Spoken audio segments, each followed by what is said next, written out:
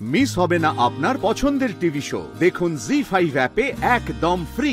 আমি কি আপনার সঙ্গে একটু দেখা করতে পারি? মানে আজই যদি একবার সম্ভব হয় তাহলে। That's not possible. অ্যাকচুয়ালি আমার অফিসে মিটিং আছে আর আমি আজকে সারাদিন একটু ব্যস্ত আছি। আপনার যা বলার আছে আপনি ফোনেই বলুন প্লিজ।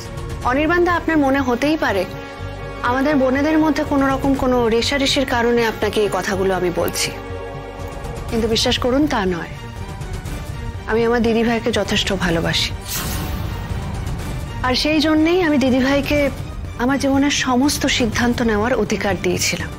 কিন্তু দেখুন কি হয়ে গেল। সৌর্যের সঙ্গে দিদিভাইয়ের বিয়ের আগে গভীর সম্পর্ক ছিল, সৌর্যও তাই ভাবত, কিন্তু দিদিভাই সৌর্যকে বিয়েটা করলো না।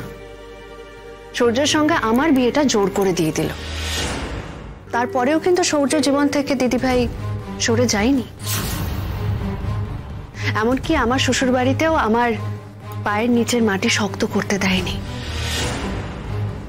সেখানেও আমাদের বিবাহিত জীবনের মধ্যে নানান রকম ভাবে এসে পড়তে থাকলো। আচ্ছা, আমি না একটা বিষয় বুঝতে পারছি না, আপনি এই কথাগুলো আমাকে কেন বলছেন? মানে এসবের সাথে আমার কি সম্পর্ক আছে? অনির্বাণদা, দিদিভাই যেভাবে আপনার সম্বন্ধে বাড়িতে কথা বলে তাতে মনে হয় যে আপনি আর দিদিভাই একটা রিলেশনশিপে আছেন। কি বলেছে রাই? সেসব কথা থাক না, একেই আপনার হাতে সময় নেই, দেরি হয়ে যাচ্ছে। আমি শুধুমাত্র আপনাকে একটাই কথা বলছি।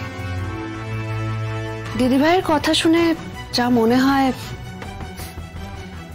হয় যে সূর্যের মতনই আপনার ভবিষ্যৎটাও একই রকম হয়ে যাবে। মনে হয় যে ও আপনার সঙ্গেও খেলছে। আমি একটা কথা কিছুতেই বুঝতে পারছি না। আপনি যে কথাগুলো আমাকে বলছেন সেটা যদি সত্যি হয়ে থাকে তাহলে রায়ের এই ধরনের ব্যবহার করার কারণটা কি? সেটা তো আমি নিজেও বুঝতে পারি না।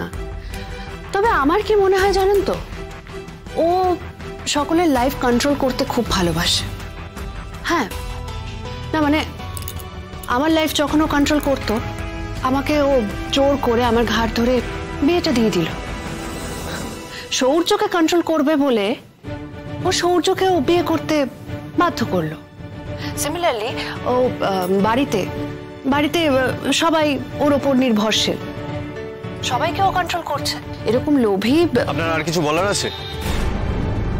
হ্যাঁ, আমি শুধু আপনাকে এইটুকুই বলতে চাই যে আমি চাই না আপনার মতো একজন ভালো মানুষের জীবন সৌর্যর মতো নষ্ট হয়ে যাক। এরপর আপনি আমাকে ভুল বুঝলে আমার আর কিছু করার নেই, কিছুই বলার নেই।